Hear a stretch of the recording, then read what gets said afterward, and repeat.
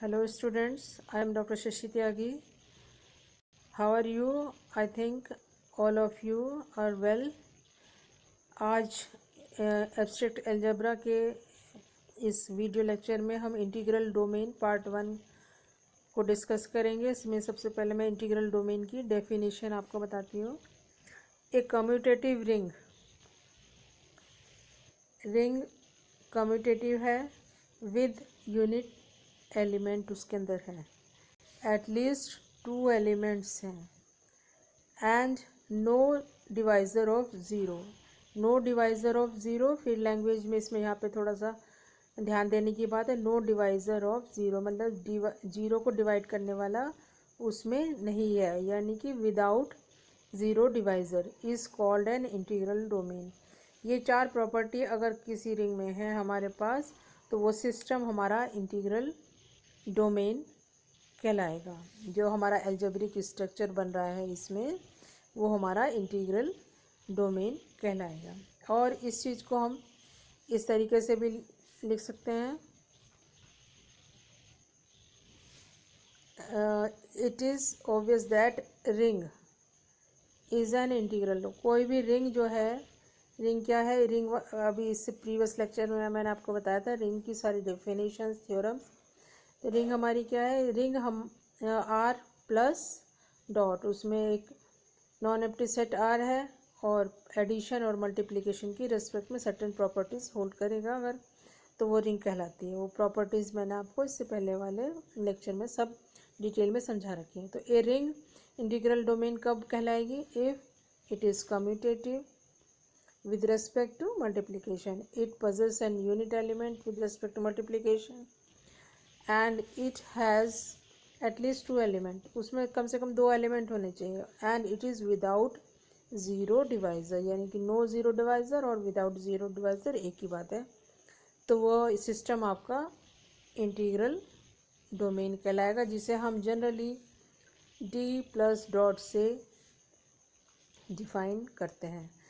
कुछ कुछ बुक में अलग भी ले सकते हैं, लेकिन जनरली डी प्लस डॉट से ही इसको करते हैं। अगर हमारे पास एक एल्जेब्रिक सिस्टम है, ये तो अभी हमने रिंग, ये हमने कब कंसीडर किया था, जबकि हमारा रिंग जो है वो इंटीग्रल डोमेन बन जाए। अगर हमारे पास एक एल्जेब्रिक सिस्टम ही है, algebraic system D plus dot है एक सिस्टम, वो इंटीग्रल डोमेन कब कहलाएगा, जबकि फॉलोइंग पोस्टुलेट्स आर सेटिस्फाइड। ये पोस्टुलेट्स मैंने 4 पार्ट में डिवाइड किए हैं। पहले पार्ट में द सिस्टम डी प्लस, यानी कि डी जो है with respect to addition abelian group होना चाहिए। अबेलियन ग्रुप के लिए जैसे कि आप जानते हैं 5 प्रॉपर्टी होनी चाहिए, closure property, closure, associative law, existence of zero and existence of identity inverse, existence of additive inverse, इससे पहले एग्जिस्टेंस ऑफ आइडेंटिटी एलिमेंट होना चाहिए, एंड फाइनली एडिशन के लिए कम्यूटेटिव लॉ होल्ड करना चाहिए। तो अगर ये चारों प्रॉपर्टी डी जो हमारे पास नॉन एम्प्टी सेट है उसके लिए पांचों ये प्रॉपर्टी प्रूफ हो रही हैं, तो डी प्लस हमारा अबेलियन ग्रुप हो जाएगा। तो पहले पार्ट में ये होना चाहिए हमारा। दूसरे पार्ट में जो इसका सेकंड पार्ट है उसमें द सिस्टम डी डॉट, यानी with respect to multiplication, is an abelian semi group with unity. Abelian होना चाहिए, सेमी ग्रुप होना चाहिए और with unity with respect to multiplication. So we have these properties, ये property हमारे पास होनी चाहिए। Closure property for multiplication, associative property for multiplication, existence of unity for multiplication and commutative law holds good for multiplication. ये हमारा second part में ये सारी प्रॉपर्टी होनी चाहिए।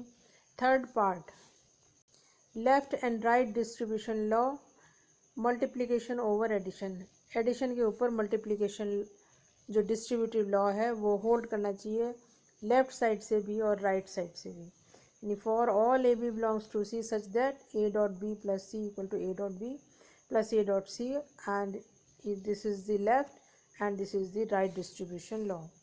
चौथा जो पार्ट है इम्पोर्टेंट, जो कि बिल्कुल अलग है अब तक से, वो हमारा क्या है, if the product of two element is zero. अगर कोई भी दो एलिमेंट ले लेते हैं, उनकी प्रोडक्ट अगर ज़ीरो है तो वो तभी संभव है जब उनमें से एटलीस्ट, या तो वो दोनों ज़ीरो या एटलीस्ट वन एलिमेंट जो है उसमें से ज़ीरो हो। तो हमारा ये सिस्टम, यानी कि ये यहाँ से देखिए A dot B equal to zero, ये तभी पॉसिबल होगा या तो ए ज़ीरो या बी ज़ीरो हो, for all A B belongs to D, the product of non zero elements is non zero. ठीक, अगर ये चारों जो हमारे पार्ट हैं जो मैंने अभी आपको बताए हैं, एडिशन के लिए अबेलियन ग्रुप, मल्टीप्लिकेशन के लिए abelian semi group with unity, and distributive law left and right, and without zero divisor होना चाहिए, तो हमारा ये जो सिस्टम है algebraic structure D plus dot is integral domain कहलाएगा। ठीक है, अब मैं इसकी एग्जांपल आपको कुछ बताती हूँ कि किस केस में ये आपका। Now consider an example, prove that the ring of integer is an integral domain. यानी कि हमारे पास पहले से दे रखा कि वो रिंग ऑफ इंटीजर का सेट है और वो रिंग है, यानी कि रिंग की सारी प्रॉपर्टी इसमें होल्ड करती हैं। तब हमें प्रूफ करना है कि ये इंटीग्रल डोमेन भी होगा। तो सॉल्यूशन में हम आसानी से प्रूफ कर सकते हैं अपनी चारों प्रॉपर्टीज़। फर्स्ट जो दो प्रॉपर्टी हैं, सेट ऑफ इंटीजर इस कम्यूटेटिव रिंग होता है, ये हम जानते हैं, और उसमें यूनिट एलिमेंट मल्टीप्लिकेशन के लिए 1 होता है। तो पहली दो प्रॉपर्टी तो ये प्रूफ हो गई। फिर उसके बाद तीसरी प्रॉपर्टी है, also the ring does not possess zero divisor because if A B any two integers, अगर ये दो इंटीजर हैं, the element of ring, ring का एलिमेंट तो है ही ये, सच दैट अगर ए डॉट बी अगर ज़ीरो है, जो दो एलिमेंट हैं उनके लिए अगर ए डॉट बी ज़ीरो कब संभव होगा, देन आइदर ए और बी और बोथ मस्ट बी ज़ीरो, या तो दोनों ही ज़ीरो हैं या ए ज़ीरो होगा या बी ज़ीरो होगा, तभी ये पॉसिबल है इंटीजर के सेट के लिए। ठीक है, तो ज़ीरो रिंग जो है आपकी विदाउट ज़ीरो डिवाइज़र होगी। Fourth property, the number of elements are more than 2, दो से ज़्यादा तो एलिमेंट हैं इसमें रिंग में हमारे इंटीजर्स की में, तो then I plus dot is an integral domain, ये हमारा इंटीग्रल डोमेन होगा। नाउ फिर मैं अब एक और एग्जांपल इसमें लेते हैं जिसमें हम सारी प्रॉपर्टी हमें प्रूफ करके दिखानी पड़ेंगी, जो कि हमारी एक सिस्टम है हमारे पास। देखिए इस तरह से, prove that the set of numbers of the form, एक सेट है जिसमें इस तरह के नंबर्स हैं हमारे पास, a plus under root 2b with a और b इंटीजर हैं, a और b इंटीजर हैं, और वो इस तरह के जो सेट बनेगा उसमें a प्लस रूट 2b वाले एलिमेंट हैं। ये हमारा इंटीग्रल डोमेन हमें प्रूफ करना है with respect to addition and multiplication. तो इसमें हमें पूरे चारों जो पार्ट मैंने बताए हैं अभी ऊपर, वो हमें इसमें प्रूफ करने होते हैं। ए और बी, ये ध्यान रखिएगा, रियल नंबर इंटीजर्स हैं आपके पास। पहले पार्ट में हम प्रूफ करेंगे डी प्लस, यानी विद रिस्पेक्ट टू एडिशन, ये हमारे पास एबिलियन ग्रुप है। तो इसमें हम चारों प्रॉपर्टी के करके प्रूफ करनी शुरू करेंगे। इसको आसानी से प्रूफ कर सकते हैं। ये क्वेश्चन हमने ग्रुप वाले क्वेश्चन में कई बार इस तरह के क्वेश्चन कर रखे हैं। पहले में हमें क्या दिखाना होता है, क्लोजर लॉ। दो एलिमेंट हमने ले लिए, a1 plus under root 2b1, a2 plus root 2b2, a2b2 और a1 b1, ये हमारे इंटीजर्स हैं। इनको दोनों को जोड़कर जो एलिमेंट आएगा वो भी हमारा डी में होना चाहिए। तो हम इस तरह से इसको जोड़ते हैं। देखिए ये जो हमारे पार्ट हैं a1 a2, ये एक साथ आ जाएंगे, under root 2b1 plus b2 ये हमारे आ जाएंगे, क्योंकि a1 प्लस a2 डी में है, b1 प्लस b2 भी डी में है। ये क्लोजर लॉ होल्ड करता है इंटीजर्स के लिए। इसी तरह say that means D plus is a closed. इसी तरह से हम सेकंड इसमें दिखा सकते हैं, एडिशन के लिए एसोसिएटिव लॉ होल्ड करता है set of real number integers के लिए, ज़ीरो को हम इस तरीके से लिख सकते हैं, 0 इक्वल टू 0 प्लस √2 इंटू 0, ये एडिटिव आइडेंटिटी बन जाएगी। सिमिलरली इन्वर्स दिखाना है हमें, a प्लस √2b का इन्वर्स हो जाएगा minus a plus √2 minus b, ये भी d का ही एलिमेंट है तो एडिटिव इन्वर्स एग्जिस्ट करेगा।